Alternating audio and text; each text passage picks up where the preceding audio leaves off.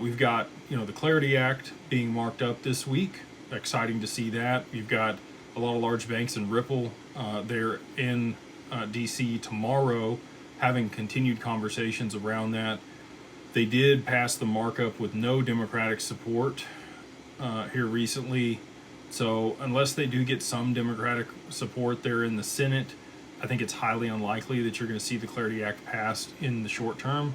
Patrick, when he was talking on a podcast the other day, actually it was at Ondo Summit, he mentioned April 3rd is kind of the latest date for which he thought that might get passed. With midterms coming up, I really don't know.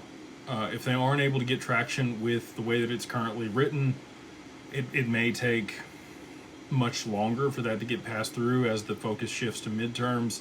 And if the Democrats do win enough votes in either the House or the Senate, I do think it's probably going to get much more difficult for the Clarity Act to get passed as it's written. And I do think that there's a possibility that it'll get segregated. I think that the DeFi component of that may get stripped out and voted on later through a separate bill. And you might see just the Clarity Act around the CFTC and the SEC and what their oversight is on when it comes to digital assets. So, allegedly, this person says on TikTok, I think that there's probably going to end up being 3 different crypto bills. We had the Genius Act passed, which is great. That's going to provide demand for U.S. Treasuries for stable coins here domestically in the U.S. when the reverse carry trade unwinds. I've been talking about that for a long time. We do have conflict over there in the Middle East continuing to escalate. We've got like 50% of one of the larger aircraft that the Navy has there in the region. Big deal.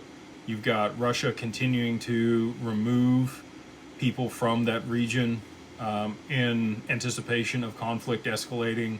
Airspace and other things have been shut down. Lloyd's of London has increased the cost of insurance to move through the Strait of Hormuz. If that strait gets shut down, well, I shouldn't say if, I think when that strait gets shut down, you are going to see escalating oil prices there in really globally, but I think most dramatically for Japan, which we know is kind of the catalyst for the reverse carry trade unwinding. If they do decide to raise interest rates aggressively, you're going to see bond yields spike, and you're going to see a rotation out of U.S. Treasuries into the Japanese bonds that are issued by the BOJ.